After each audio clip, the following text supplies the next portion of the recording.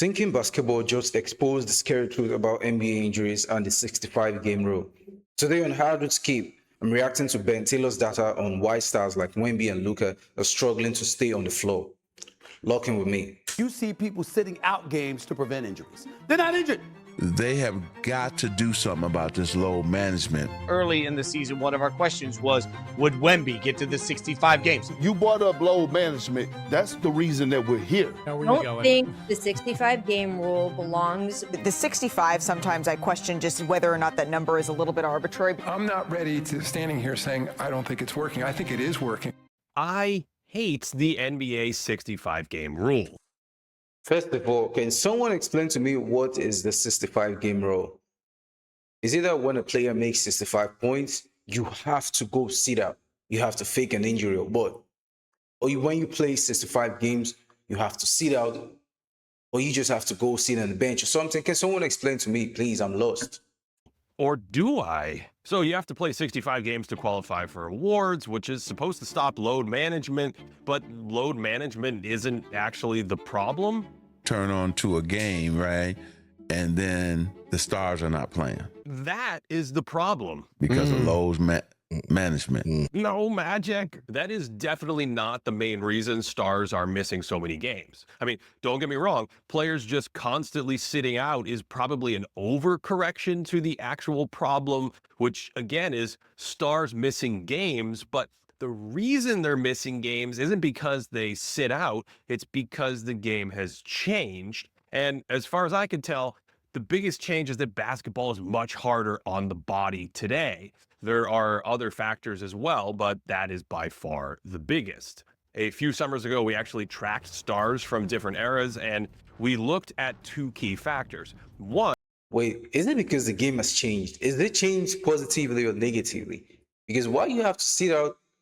Oh, they have to sit out after a 65 game to win awards. Why is that a really valid reason though? How much did they move around the court? And two, how many hard plants did they have? Basically, how often did they stop or change directions quickly on a cut? For the classic players, we looked at a full game of Jerry West and Wilt Chamberlain. They were on screen for a little under half an hour, and in that time, Wilt took 109 steps per minute, while West took 149. Wilt, unsurprisingly, almost never had a hard plant, whereas West had 1.4 per minute. West is one of the more frequent cutters in that era in my assessment, and quadrupling Wilt's rate supports that notion. Remember, half of their movement is on defense, so there's only so much each player's offense is going to cover.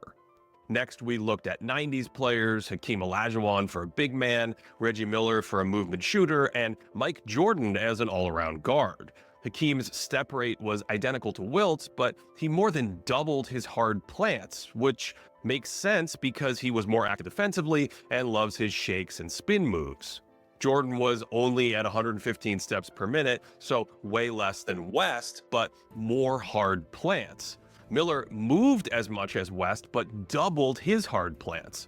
So in the 90s, the demands of the game picked up, but this was also at a time where equipment radically improved, training improved, players flew first. Wait, so is the league actually sucks now, or are we saying the league currently is softer than the NBA from the 80s? That's the NBA from the 80s was harder than now. Is it what they're trying to say? Because I don't see why they should be sitting out games. Or is there some sort of agreement between the management, the whole teams, and the players that you have to do this? Or is it because the game is now becoming harder? I need to know. Class instead of commercial, and so on and so on. E-commerce companies. Here is why this AI tool is going absolutely viral among e-commerce groups. If we look at the top 40 scorers in the league during these years, they often played 90% of possible games during Wilt and West's era. And that continued into the 90s before a dip in the middle of that decade. MJ played baseball one year, but most players were older and just playing longer, and that led to some significant injuries to Patrick Ewing, Charles Barkley, and so on. For our modern players, we used Anthony Davis as a big, LeBron James as our all-around star, and Steph Curry as our movement player. Again, Davis's steps weren't that much greater than prior bigs, but his hard plants spiked and matched Reggie Miller's. LeBron's hard plants were even higher at 3.2 per minute in the game we tracked, and Curry's profile was similar to Miller's. We expect more granular data to tell an identical story. Because half-court possessions are more spaced out today, then the strategy requires a ton of stopping, starting, and change of direction. Now, for real, these stats don't lie, though. But we actually see that the players from the 80s, they were a little bit older than the players presently, because I see no reason why you should sit out. I mean, come on. If it were me, I shouldn't be sitting out a game that I have passion about. Okay, they're talking about avoiding injuries and all of that. So you are avoiding injuries and you're faking it. Bro, we all see what LeBron just did. Don't know if he faked it or if that's real, though. Now let's revisit that graph of top 40 scores. There was a spike back over 90% of games played in the early 2000s, but otherwise we leveled off at about 87 or 88% until the middle of the 2010s, when stars suddenly couldn't stay on the court for 85% of the games, and then 80% of their games, and now they're struggling to play 75% of the time. If you're wondering how many games 75% of an 82-game season amounts to, it's just 62 games.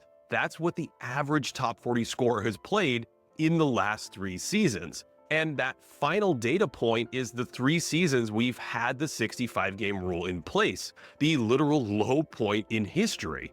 So yeah, missing games is bad for the product. It's not a fun fan experience, but players aren't sitting out games when they're healthy. They are getting hurt more and more and more. Michael Jordan took pride in playing 80-plus games. Kobe Bryant took pride in playing 80-plus games. There is a level to this where a guy who plays 55 games should not win a most valuable player over a guy who plays 80 games. Facts. Yes, we see now. Michael Jordan played 80-plus games. He called some other names that played 80-plus games. Bro, so why should a player that had 50-plus games win MVP over a player that had 80-plus games? I mean, it's not adding up because he's putting in more time. He's not faking injuries. He's not complaining that he's going to get tired or, oh, I've played this much. Who said these rules, though? Who the hell put these rules? What's the 85 rule? A 75-game rule, rather. Because tell me why Michael Jordan, at his age, in his prime, played 80-plus games. Even with injuries, bro. We still had some players that did it. I remember Larry Bird having back issues, but he's still playing, bro. Now, a common argument is that 80% of the game should be easy to play, but it isn't anymore, at least not with the way the game is played. Do you like that 65-game rule? I do not like that rule, and I don't agree with Adam Silver. In 1990, 26% of the players in the league played 80 games. This year, that number is 4%.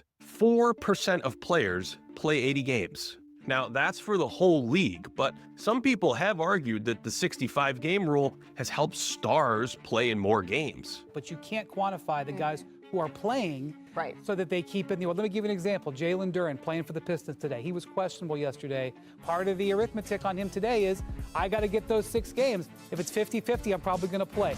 I think both Victor and Nikola Jokic, as we've talked about, are prime examples of why that rule, at least in the NBA's eyes, I would argue, has worked, because those guys are both going to play, barring injury, they're going to play over 65 games. And I think they both would not have had the rule not existed. I'm not sure if San Antonio wanted Wemby to play more games or if they just wanted to bring him back slowly at about 15 to 22 minutes a night after his injury. But let's assume it did motivate Wemby and Jokic and a few other players to play a total of, say, 10 extra games compared to normal.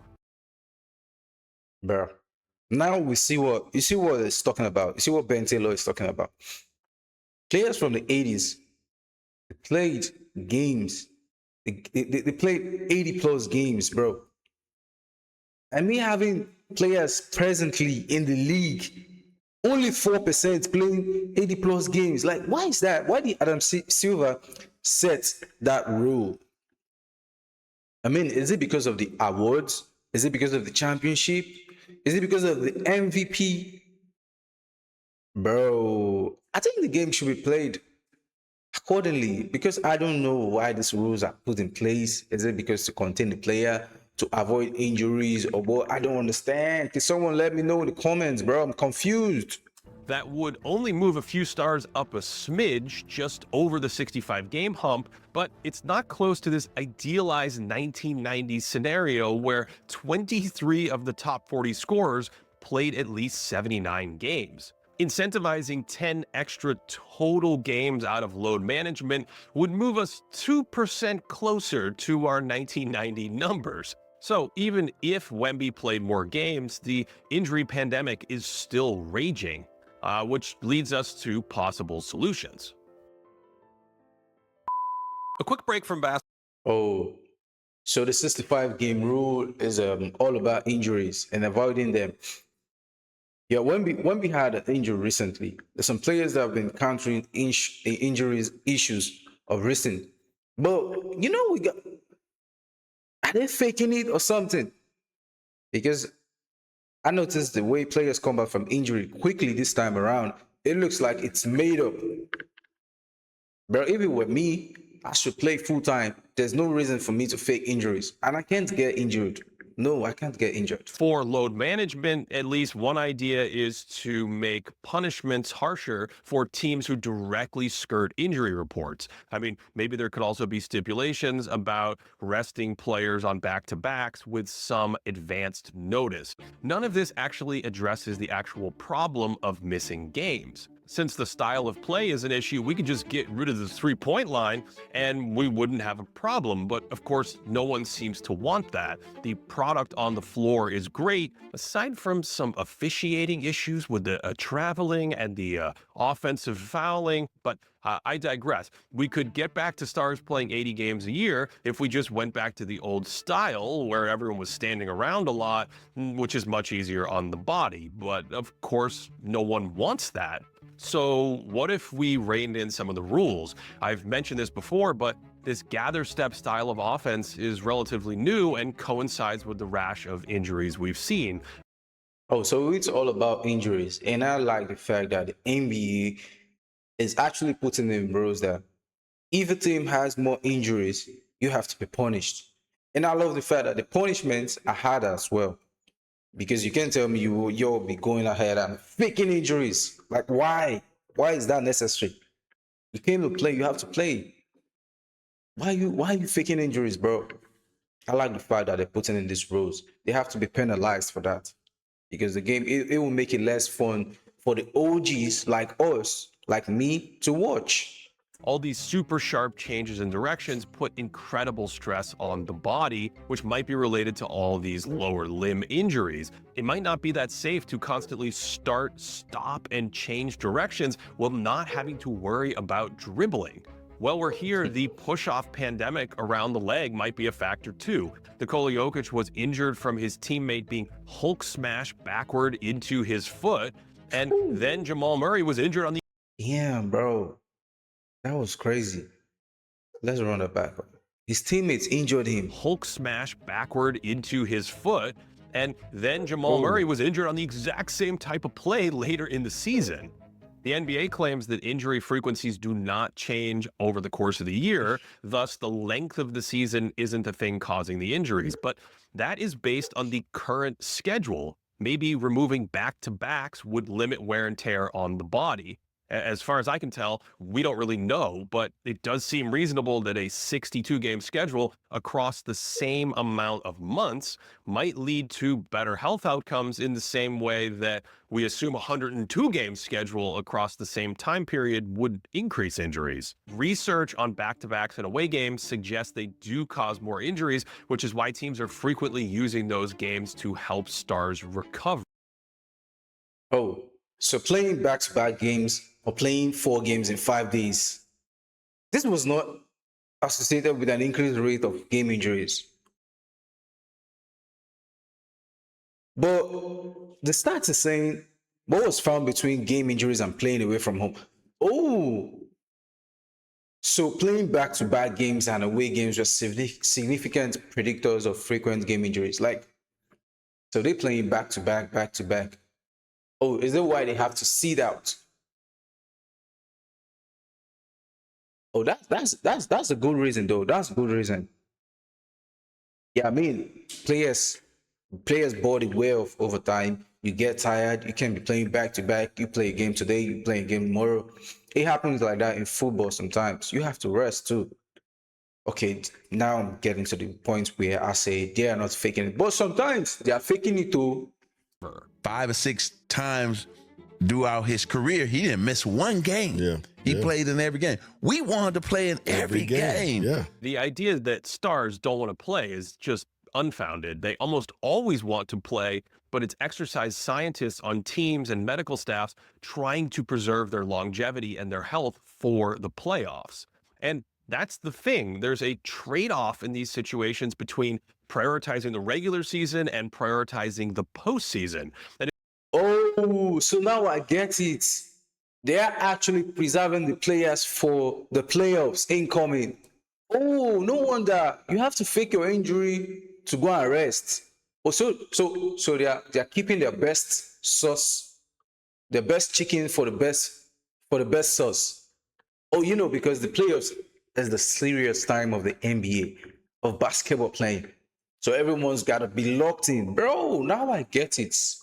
Oh, I was lost for a sec there. if we want players healthier in the playoffs, it might mean sacrificing a few appearances in the regular season. I mean, this exact same thing happened in baseball. Pitchers used to throw a ton, their arms started falling off, and teams said, maybe only pitch like every 5 days, or maybe have a pitch count. Tyrese Halliburton pushed his body to the max in the NBA Finals last year, playing with an injured leg. And traditionally, we love seeing this as sports fans. Willis Reed hobbling onto the court, or Wilt playing with a broken hand. Gutting it out is inspiring and even a little scary. But we might not love seeing Halliburton rush back from injury the year before so he could meet the 65-game requirement, basically playing hurt in a way that seemed to damage his season. Did you feel like a sense of urgency to come back sooner than maybe? Yeah, no question. You did. Yeah, what? And then not from like our medical staff, but or No, anything like for that, sure. but like from Like a $53 million incentive type Yeah, thing? what? So do we want Luka and Wemby gutting it out in a few extra regular season games? You see, players from the 90s, they were playing with broken parts of their bodies. And fans love to see this because that's where competition comes in. You see a player you like so much. He playing against all odds, going through pain, and he still playing. Bro, you still find a player in the playoffs. That's crazy because he's meant to play. But yeah, you know, a player deserves to rest too when he's going through trials and errors. But presently in the league, they have to preserve players for the playoffs. A key player for that matter, they have to preserve them for the playoffs. And if that's the case, it is making it less fun to watch sometimes. Yeah. If it torpedoes their playoff health. To me, these are the key questions to ask if we're really trying to squeeze every ounce of juice out of a player's body. Still not clear on chaos. It simply deals with predictability in complex systems. Do I actually love this rule because it's another competitive lever to follow? I mean, maybe it's fun to track who's close to elimination, and watching players suit up whenever they're questionable is exciting, even if that's just totally pure chaos and unfair and laughs in the face of history and completely devalues the game's most precious awards. I'm personally against preventing voters from using their judgment. Bill Walton winning MVP in 1978, playing only 58 games, feels like a huge deal historically, and it's important to know that his 58 games were viewed as more valuable than other players' 82 games, and frankly, those voters were justified in thinking that. And maybe the chaos gets more people tuning in. I don't know. If you're wondering, about 2/3 of the league used to play 65 games back in the 60s and 70s. That number was closer to half of the league in the 90s to, yeah, you guessed it, the 2010s, when again it started to plummet. So maybe part of the issue with the 65 game rule is that no one realized they were choosing such a high games played cutoff for this era. If we go back to our 1990 scoring leaders, 65 games intuitively felt like it provided a lot of cushion. But the reality is, top scorers played this many games in 2023, they look like this in 2024, and they look like this in 2025. So 65 games aggressively straddles the line when most of the competition plays somewhere between 58 and 70. And remember, Walton won his MVP in 1978 using those norms. In 2001, Allen Iverson only played 71 games, which was slightly less than the average top 40 scorer. Harden and Giannis played 72 games back when the average top 40 scorer played just under 70. The average top 40 scorer today plays closer to 60. And sure enough, this year's top 5 MVP candidates per the latest straw poll are all going to finish with 61 to 70 games played. Why they have to finish with 61 to 78 games played? Bro, why can't they just play up to 100 games, 80 plus games, bro? Why they have to sit out the rest? Fighting this battle on the awards front, the league it's because of the awards. That's sad.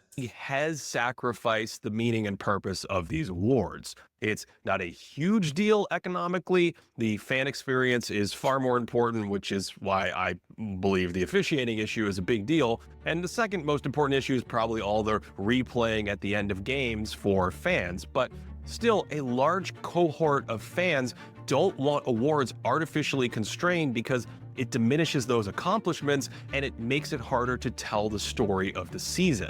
That's why people think these votes are important. They capture Cade Cunningham's marvelous year, Luka Doncic's heater, and Victor Wembanyama's defensive dominance.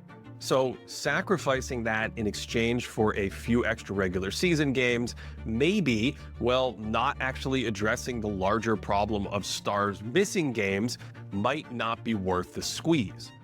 Thank you. It might not be worth the squeeze. Sacrificing the stats for players to go into the more regular seasons like the playoffs. I get it that the playoffs is one of the most serious times in the NBA. Yes. You wouldn't find, you will see the NBA Luka playing different from the playoff Luka. The playoff Luka is a beast. Just like Melo, Shy, and the rest. But trust me, he's saying the truth. Because it's not what it's in any way. It's not what it's making it less fun to watch. I mean, you know, we got to get this scores out because through the fans vote and all of that. So that's how they're fighting for the award coming in, MVP award or whatever. I'm not ready to standing here saying I don't think it's working. I think it is working. Who knows at this point, because it's got people passionately arguing. Wait a minute. Wemby has a rib injury, and this race is going to go down to the wire then. This is incredible. Oh my God. Maybe this rule is working. Okay. Here we see the 65 game rule. Do you all think it's worth it, or do you all think it's not worth it? And do you all think it makes the game less fun to watch, or it helps the players? And do you think the playoffs is much more valuable to the NBA season? I need to take in the comments. Don't forget to subscribe, like, and share.